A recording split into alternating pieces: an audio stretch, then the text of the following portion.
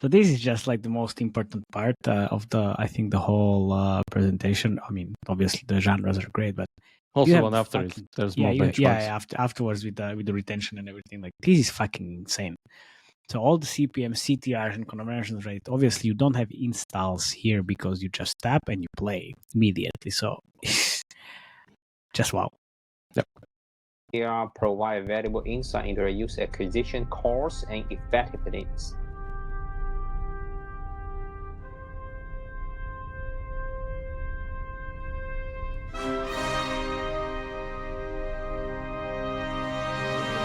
This is a no bullshit gaming show where we talk about games and their revenue in great detail, powered by our ad monetization, game design, and user acquisition triple threat expertise.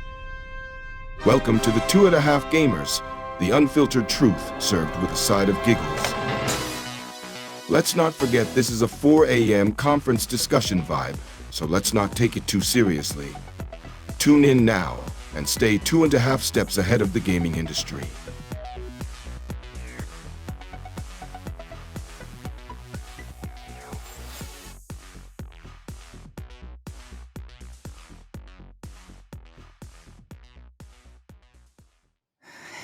Amazing. Hello, everybody. Thank you for coming. This is another special episode. I think we should stop calling it special episodes. Just everything is special. Yeah, everything is special. So welcome. We're going to talk about China and mini games, and we have a special guest. My name is Matej Lancaric. I'm Felix Braberg. And I'm Jakub Remia. And we are your hosts. And we have a special guest. Lemon, can you introduce yourself a little bit? Sure. So happy to meet you guys. Welcome to the show as well. Yeah. So I am Vincent. You can also call me Lemon. I am a game designer. Also, I am a KOL in mini game. I manage the largest blog on WeChat channel called Lemon Game Talk, dedicated to research mini game, where I share insights, trends, and tips about mini game design, market trends. Basically, what I do is I like to research the whole mini game and everyone to know what's going on the mini game, and so they can take action to develop a better game or to make a better decision. Yeah. Amazing. And you are like the channel is definitely like full of treasure. I can vouch for that. Yeah, definitely. You're connecting from China, so it's great to have you on the podcast. And I have to say, when we met in Shanghai, it was amazing to go through basically all the fun stuff on WeChat, and also the dinner was great and everything. So very happy to be able to meet you in Shanghai, and also again to be on the podcast, so we can talk about mini games, because in the West nobody knows. Nobody knows. There's some initiatives by, I think, Facebook again, or like some other big companies to kind of revive that, but it's nowhere near close what's happening in China currently. So let's say, for today, let's go actually through a presentation because Lemon was so kind to actually prepare some stuff in beforehand, so we can. Hello, Mr. Jakub, who doesn't know how to share the shit. Oh, there you go. So you actually know. I need to wait. What are you doing? Just press present. Whatever. Let's there you do go. It this way. Yeah. So let's talk about the stuff of what's happening there. And as I said, like, feel free to go through the base stuff, Lemon, and we can pretty much hop on with like additional questions on what we want to talk today. Sure. Before we dive into the presentation, I would love to introduce the word mini game, because most of the Western audience don't know what's a mini game and what's going on the Chinese market. So maybe I can share some 2 videos to show you how's the mini game working in China. Yeah, I just do 2 recording about the mini game. Yeah. Let's play them. Oh yes. So many great videos in the presentation, by the way. Yeah, sorry. This one. Ooh. You turned off the sound, right? Too bad. Did I? Well, let me do that. Okay. Right. So this is what, Gossip Harbor? If I get that right.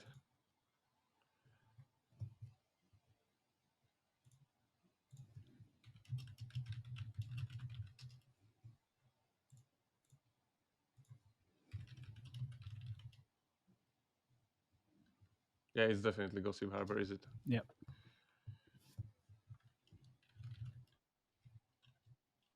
And then the next one is what?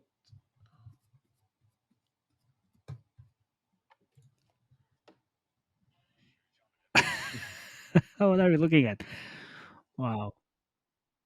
The usual. Oh, okay. Well, it's not the usual, but this is definitely different. It's Look at those two placements. Two ad placements. Two ads placement. Yeah, that's perfect. Can you talk a little Doing bit the about Lord's this game? work. Because this is basically one that we covered in the West that goes by the name of what's the name? Screw Gem. Screw Gem. Screw Gems? But this definitely Things like isn't that. Screw Yeah. Gem. Yeah, Screw Gem. Do we know when this was released? Specifically. It's hard to check, I think. Okay. Okay, because I think this is the version of Scrooge that we were told was on WeChat minigames before. So essentially, for those who are listening, a minigame, WeChat minigame, is a game accessible through WeChat, which is where majority of games are played on mobile in China. But the thing is, it's nothing like a mini. It's a fully fledged game. Like that's the most confusing part, that everybody in the West thinks like these are some kind of whatever, like hyper casuals, or I don't know. Yeah, I don't think it's a good name. Same, like you see there, like it was basically just in Braberg. Yeah, because minigame is not that many. I think they should use the instant game as much proper one, I think.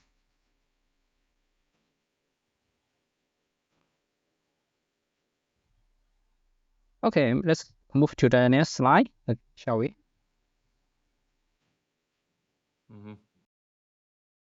Okay, I think we can dive into it right away. For those not knowing what's happening, because unfortunately of the not stable connection of Lemon on the VPN, we'll do it a little bit untraditional. So he was kind enough to kind of record the presentation of the stuff that he would talk about anyway. So we're gonna do it, let's say, asynchronous podcast this time. Even Felix dropped out as well. Even Felix dropped out, so you never know what happens. But yeah, let's see. The VPN got into Felix MacBook as well. So yeah, but anyway, the content's super interesting. So I will be just leaving Lemon kind of going through his presentation, and then I guess we'll comment on it as we go, because a lot of stuff we've seen even in China before, and like he also brought up a lot of interesting data points. So let's go. Everybody, and thank you very much for joining me in this session. Today we are going to talk about a Chinese minigame. And we will discuss the big picture in the minigame market and different genre you have never seen in the Western market. I will be covering a lot in 30 minutes. So I will leave you with follow-up on what's being presented here. So feel free to reach me if you have any question after this session. So fingers crossed this day will work. Let's get to it. So let's look at the market for a high-level perspective, and let's go through some numbers here. The Chinese minigame has been on fire lately. Everyone in China is talking about a minigame. In 2023, the market size grows by 48% compared to the previous year. And guess what? Momentum is still keep going. We're expecting the overall growth rate in 2024 to be around 13%. Also, the user acquisition spending on minigame also showing a steady growth trend, demonstrating the publisher are doubling down on its effort to acquire new users. As the minigame market grows, more and more companies are entering this fast-growing sector. The number of minigame launch in the past year has grown by 49%, and the number of advertisers has grown by 44%. It's like a minigame gold rush out there. Everyone sees the minigame market as the Wild West. Man, the Wild West is amazing. About the player themselves. Well, let me tell you, they're absolutely loving minigames. In 2024, we're expecting the minigame monthly active user, or MAU for sure, to be surpassed 400 million people. That's more than the population of the United States and Canada combined. And get this, 84% of the users prefer a more casual and fast-paced gaming experience. They want a quick bite-sized fun that they can enjoy wherever they can have a minute to spare, which align perfectly with the nature of minigame itself. On average, minigame users spend a solid hour every day playing this addictive minigame. Let's go through some game general benchmark. Before we let Lemon continue, there was one Yeah. more slide that when we were originally talking about the presentation, wanted to show, where it's very important to say that, of course, we're talking about WeChat minigames for those Yes. not catching up, but yeah, commonly it's just called minigame in China. Those are very small teams, even though the revenue is pretty much giant compared to something that you are used from the West, or comparing to like hyper casual stuff. So just for those to understand what they're talking about, efficiency is very important. So classical mobile game takes like 12 to 24 months. These minigames takes like 2 to 3 months. So we're still like in the hyper casual territory. Kind of. But like you've seen the outputs, it's not hyper casual at all. It's giant bunch of features.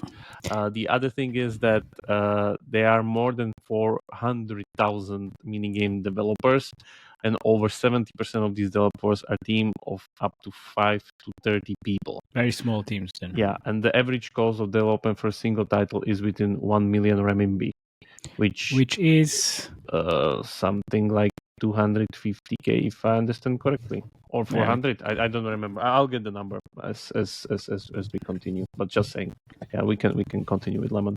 And I'll show you some data and metrics based on different genre. So let's dive into the different genre of the minigame. I will show you some UA creative to help you pause this, Jakub. Specific. So what we are looking at here is kind of important to say, because these are the charts of WeChat minigames based on DAUs, based on in-app revenues, and based on ad revenue. So this is what we're looking at, and that's super important. Yep. Because you can see which games are climbing the charts. The top charts. The actual top charts. So you see who's in the top, but you don't see the numbers. Only Tencent sees the numbers, of course, because it's WeChat. Still. Yeah, but you see who's on the top. That's exactly. Which genre that looks like? Yeah, let me tune down the sound because the creatives are, let's say, very unique, and they're bringing 3 at once. So what's happening here is pretty much Lemon is showing these 3 tower defense roguelike creatives, which are for Bang Bang Survivor. Yes. But what's the important takeaway out of this? That the tower defense roguelike genre, which is essentially the iteration of Doodle Magic, is one of the very strong genres in the minigame market that's there. And also people are actually combining this core with the different game types and genres as well. Yeah, definitely. By the title. There we go. One of the most popular minigame genre is the tower defense roguelike, exemplified by the titles such as Doodle Magic and Bang Bang Survivor. This game combines the strategic element of tower defense gameplay with the choose 1 for 3 roguelike gameplay. Strong streamlined meta systems such as the key component, gem, gacha, skill system, gear, which serves as a stakeholder example. Fun fact, the team behind the Bang Bang Survivor is currently put their strong meta system into a new genre such as the Backpack Hero and Lucky Defense, which I will cover in the last session. So let's walk through the thriving minigame genre action roguelike and what it looks like. Cover your ears. Cover your ears. Oh, no, okay. Yeah, no worries.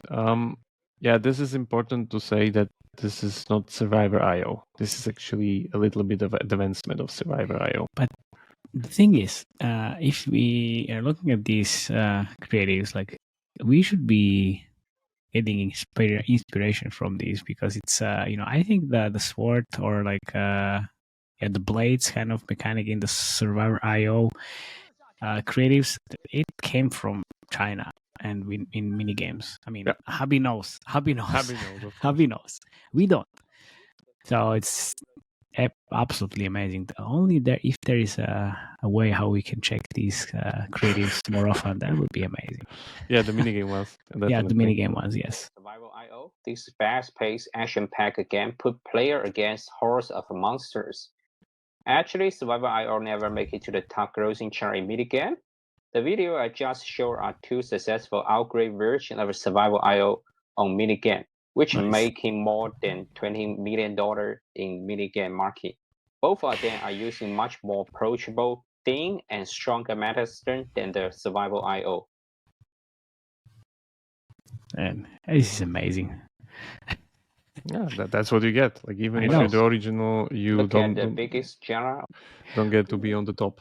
Yeah, I know. Yeah, the correction that I wanted to say, current forex rates, 1 million yuan, if I counted it correctly, which is renminbi, is 140k something US dollars. So that's the development of one. That's way lower than 250k. Yeah, that I thought. Just sorry for that.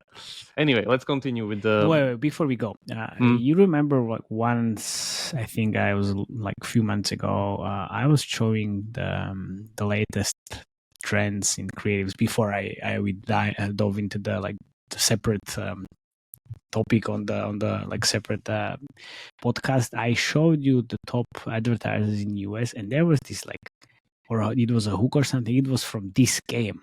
It was this game on mobile. Nobody's Adventure Chop. Yeah, exactly. And you were like, what the fuck is this? We didn't even know. And wait. But this is the problem, because nobody checks it in the West and like, what the fuck is happening here? And there is like the biggest thing there is for last year. Yeah. Exactly. Well, let's continue. On the minigame market and what they look like.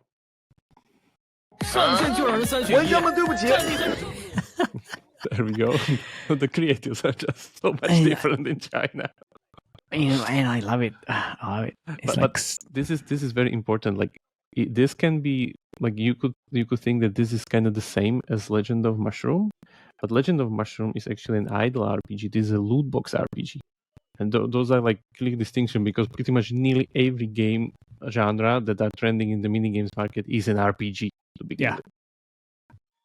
But yeah, I guess I'll explain as we go, because there's like some like very important nuances here. Yeah.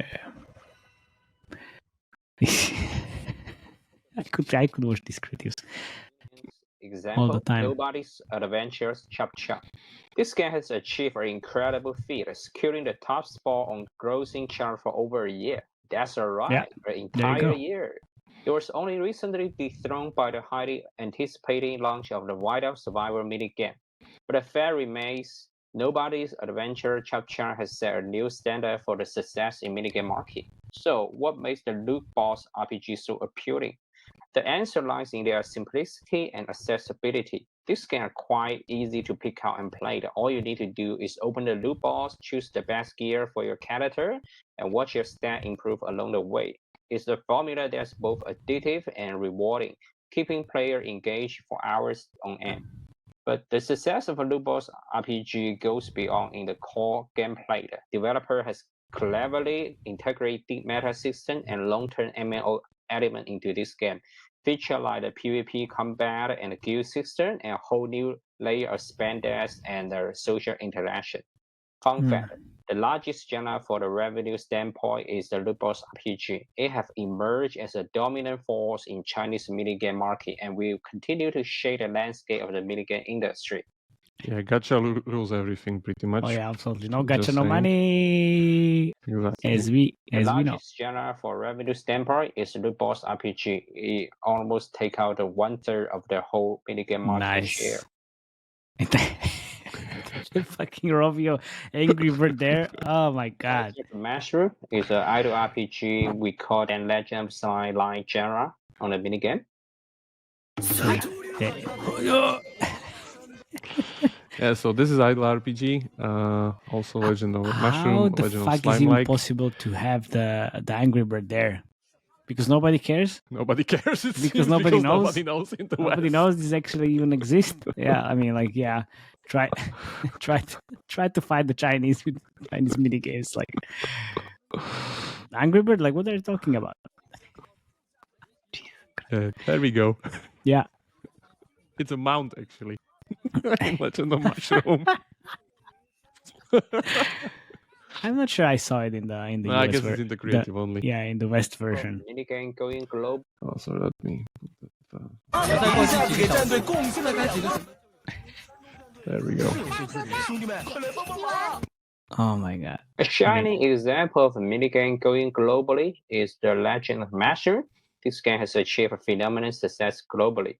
It borrowed the element from loot box RPG and combined them with the idle RPG mechanics such as Legend of Slime. It made the progression much more streamlined. By combining the addictive nature of the loot box with the idle progression system, The Legend of Mushroom creating a new, engaging, and rewarding experience for the player.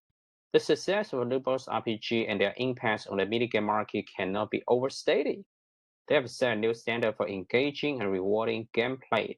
The latest hit game borrowed this loot box mechanic is Idle Outpost. Okay, as your guys discussed in the previous session, it basically combined the adventure progression system with the loot box in their mid or to late gameplay.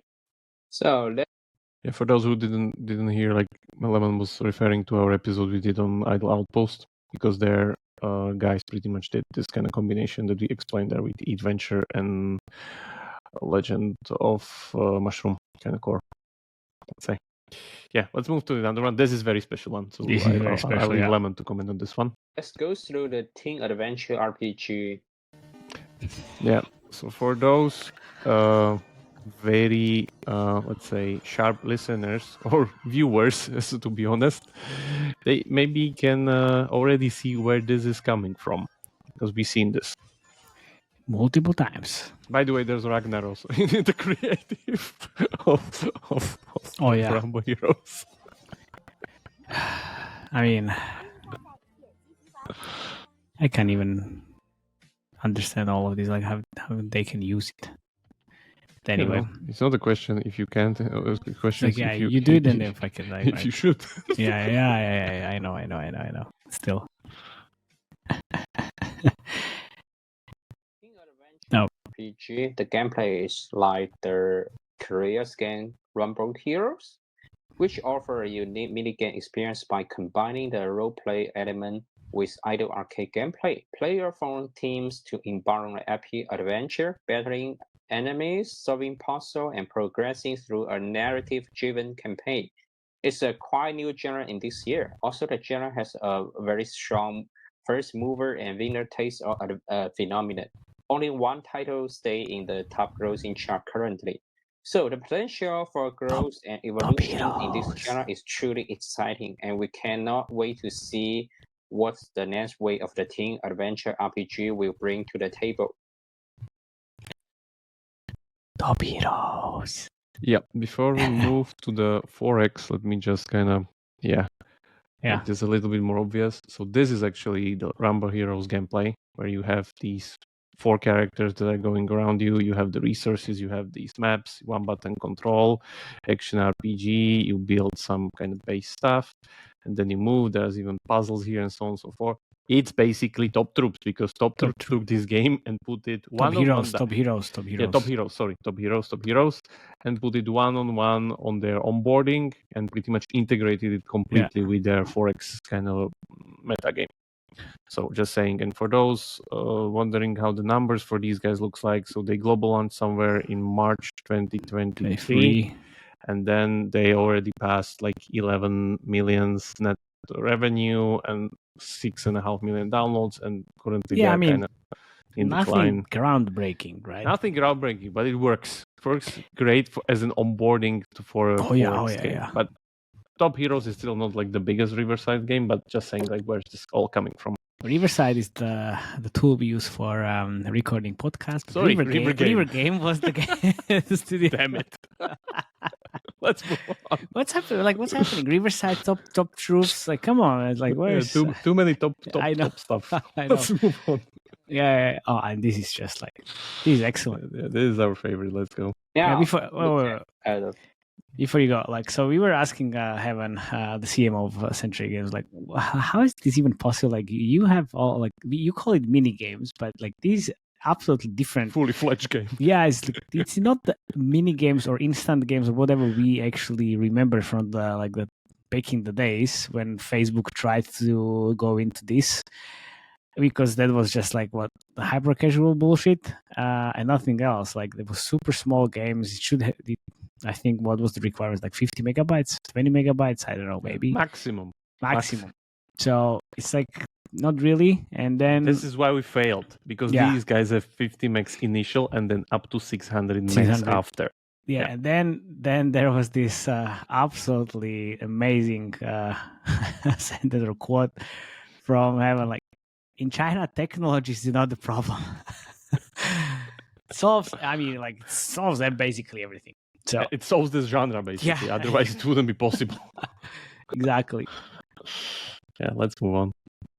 4X game or minigame.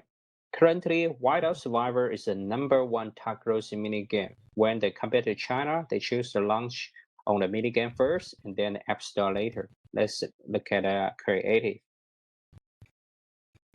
No, yeah. These are the credits from Facebook, basically. Yeah. It's like what works for them already. But for those not kind of looking back, or let's say not catching up what we did before. So Whiteout Survival and Frozen City first launching to the west, and turn then it down a little bit. I can hear even more. Yeah. Okay. Frozen City and Whiteout Survival first launched into the West, then it launched as a mini game in China, and only afterwards it launched as a fully fledged game, if I understand correctly. Yeah. Well, I think it was the other way around, actually. Let's pause Lemon as well. I think what I haven't mentioned, they actually chose to launch outside of China, because if you launch in China, everybody knows your numbers in 2 hours. Yeah.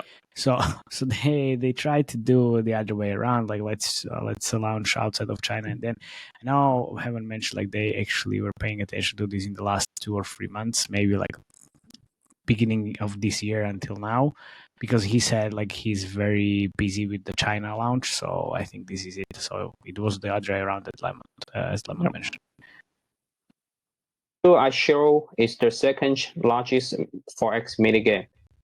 This is a 4X game that blend the idle arcade gameplay with the very deep 4X mechanic. Here we go. This one. Oh, but this is a different game on the right. Yeah, this is a different game. The one on the right, for those who not see, it's pretty much arcade idle, but 2D. It's side. It's not 3D from the top as we are used to, like Dreamdale or these other like Western games. It's actually 2D arcade idle game. That is a 4X on top of it. So if I understood correctly, we were shown this game in China. Yeah. Yeah, this was done by Joynet Games. Yeah, if I understand also. And dear listeners, who is Joynet Games? Exactly, Legend of Mushroom. Yeah, exactly. Legend of Mushroom. The same as the UA creative showed. It does not look like a 4X game at all. The rise of 4X in the minigame market represents a significant shift in player preference. Gamers are seeking a deeper, more engaging experience that challenges their intellect and strategy power. The success of a Whiteout Survivor demonstrates that players are eager to embrace a game that offers a perfect balance of stats and accessibility. As developers continue to recognize the potential of 4X game in the minigame market, we can expect to see even more groundbreaking titles emerge using the same template by combining the very fast-paced and easy-to-pick-out gameplay with the very deep 4X mechanic in the mid and late gameplay. Next, let's go through some game genre benchmark, and I'll show you some data and metrics based on different genre.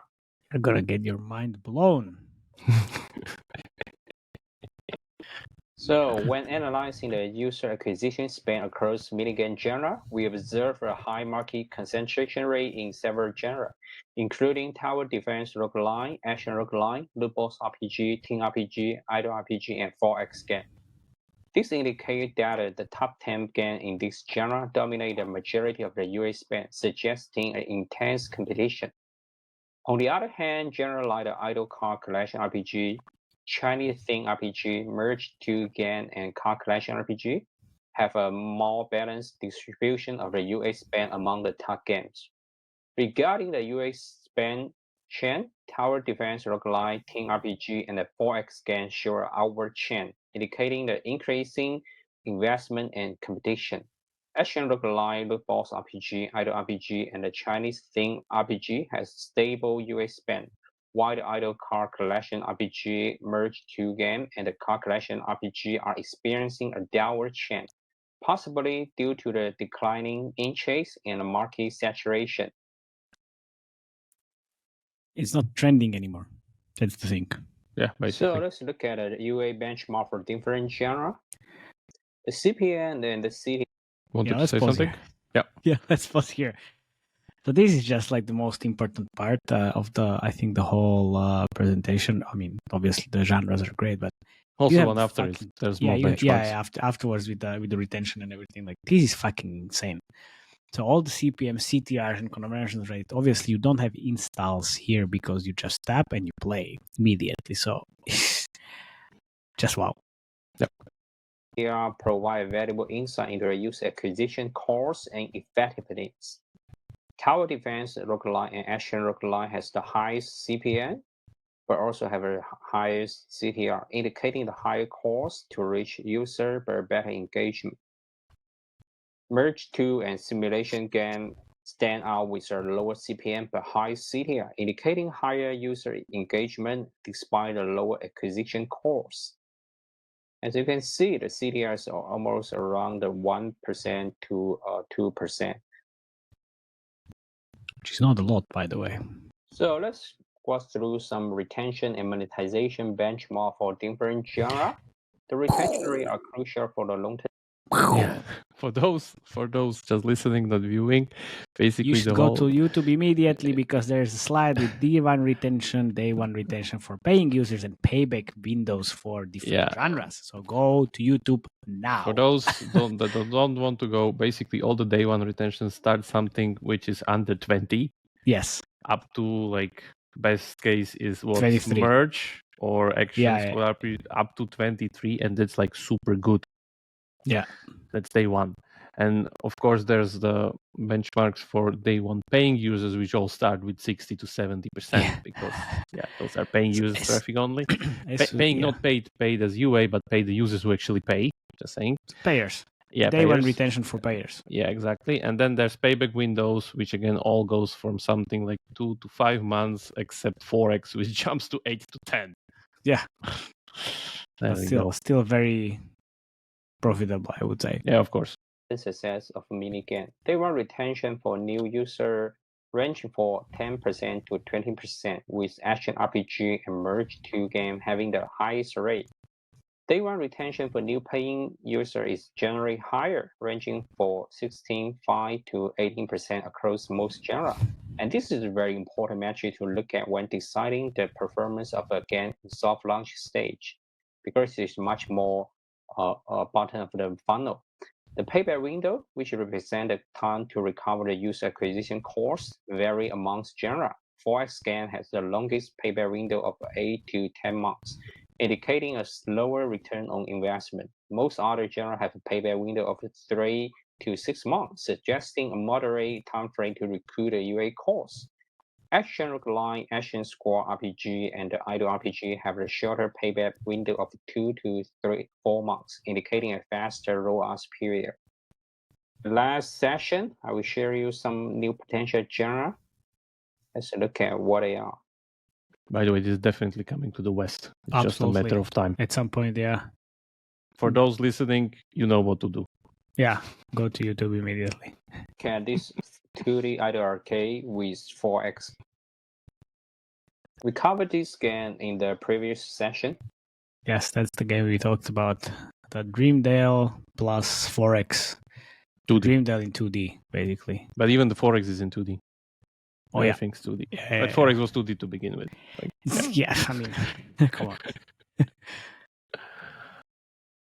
But the game looks amazing. We played it a little bit. Guys show it to us in China. Yeah, in China. And just the thing is, with these mini games, everybody's trying to find the best combination, and the best combination with 4X with something else, obviously. Why Forex? Because they know how to monetize and they know how to build Forex They just games. need the easy onboarding. Yeah, exactly. And where is it happening? WeChat minigames. Exactly. Now, like we can all speculate, like, oh my god, like how is this even possible? And everybody just then comes west, and then we have this arcade idol or team RPG, team adventure onboardings, and all of these different onboardings. Just like, come on, and you open up mini games, and there's like 20 of these. Yeah, but this is the issue that as you were listening to Lemon, the Chop Chop game was trending there for 1 year. Yeah. And I don't know when it come actually to the West where people are like, oh, there's this new thing. It's completely not new. It's like already been trending there all the time. That's our problem, that we need to cut down this kind of a from China to West ratio that smart people predict, and like we get told a lot of times, like, oh, this new game that you covered has been trending here and making shit ton of money all the time. Yeah, already. Yeah, that's what we need to kind of make sure to increase in speed. So this game basically combined the 2D arcade idle element into these 4X formulas and is making a huge splash in the minigame market. What's really impressive is that the developer team behind this game has less than 10 people when it first released it on the minigame platform. Okay, let that sink in once again. What Lemon just said is that this double genre game, which is 2D arcade idle plus 4X, when first released in the Chinese WeChat minigames market, the team was less than 10. Yeah. Just saying. There you go. Now, every big company is trying to experiment with this new format of idle arcade plus the 4X. Let's cover the Backpack Heroes with Doodle Magic Battle. Almost shit my pants when I saw this game, by the way. When she showed Then we this got it to shown us. in China? Yep. Yeah. I was like, whoa, what the fuck? This is just great combination. Then we saw Voodoo is kind of doing very similar things, but it's different because it's not. They're going directly for the Steam game. These guys are combining. Yeah, that's the thing. That's the main difference. I guess we'll cover this game soon anyway. Well, I tried to play this US version. Obviously, it's in the soft launch. We already mentioned it in the previous podcast. Well, let Lemon speak. Yeah. I'm getting him on. Yeah. Or maybe no. Or maybe yes. Maybe yes, yeah. To finish the creative. Basically, what they are doing is they are borrow the core gameplay for the Backpack Heroes, which is Steam game, and they put it into this strong meta system like the one we saw in Bang Bang Survivor. This result again with a very similar and fresh, and offering a very tons of depth and replayability. So let's cover a very interesting genre in the. Before we move on, I just wanted to mention this is again another example of companies taking stuff that works from Steam and using it in different platforms. Like we've seen with the supermarket simulator trend, that's completely went overboard in the West. But what is important here to mention is if Voodoo combination doesn't really work that well. This combination works way better. So even if you find what works on Steam, you need to find the other part of the equation. Iterate. Yeah, exactly. Iterate. So that's important. Yeah, exactly. It's not just you can copy or just simplify. You need to combine with something that works and create something new in the process. That's the thing. Minigame market, which is the Diablo line. We saw this game also alive in China. Yeah, this literally looks like casualized version of Diablo. I mean, I remember Lemon showed you this, and he's like, "Oh well, this is Diablo." He almost shit his pants. Okay, it's true. Yeah, but it's again very simple. By the way, the cats in those. Oh geez, yes, that's so amazing. Good. No, but this is exactly what I want. I want to play this on my game, on my phone. Why not? It's like a casual version of Diablo. Yeah, exactly. I guess the skills are shoot on autoplay. Everything's just one button control. You click on your meta game stuff like skill trees and skills somewhere there in the background. Legendary items, everything. And then you just go in survival royale style fashion. And finally, we got Lucky Defense. Now it's a genre that's exploding in popularity lately, with more than 20 different Lucky Defense titles popping out on the minigame market. 20 different, for those who 20 didn't different. hear. Already. Which was almost 2 months ago, well, 1.5 months ago when we went to China. This time it's probably 40. Yes. And again, coming back to the joke about us not actually trying to avoid mentioning this on the podcast, just for our friend to have a heads up on the competition as well. It's just like in the West, like nobody even knows what Lucky Defense is or was. Yeah, exactly. Until they was watching our podcast, obviously. It's too late already, as we have it on the podcast. Yeah, it's too late already, guys. Still, let's move on. Amazing. It seems like everyone is trying to jump on the best wagon to get a piece of pie of this growing genre.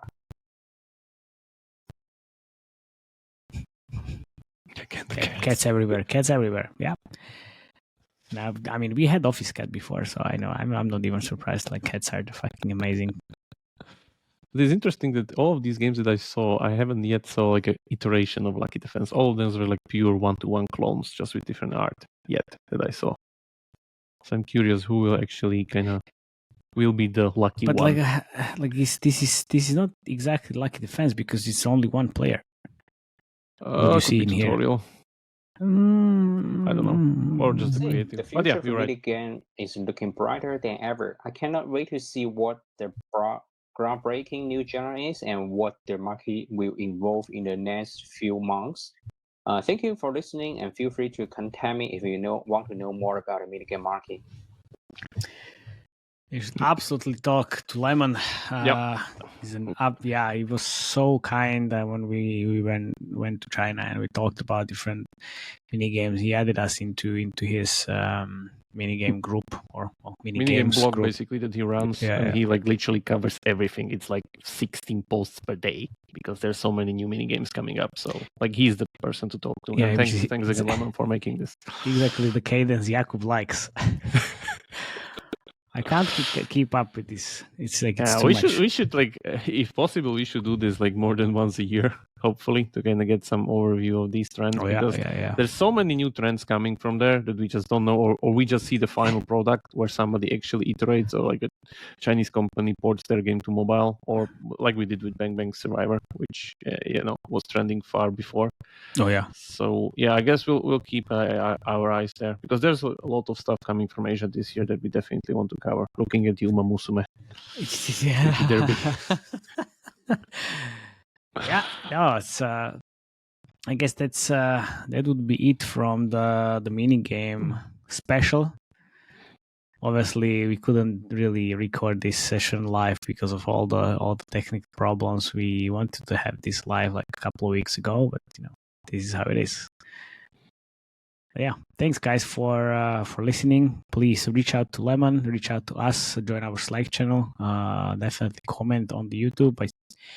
We're seeing you are doing that more and more often in the last episodes. Thank you very much for doing that and for listening again. Please subscribe. You send this to all of your friends that are interested in Chinese market and Chinese mini games. And see you next time. Thank you very much. Cheers. Yep.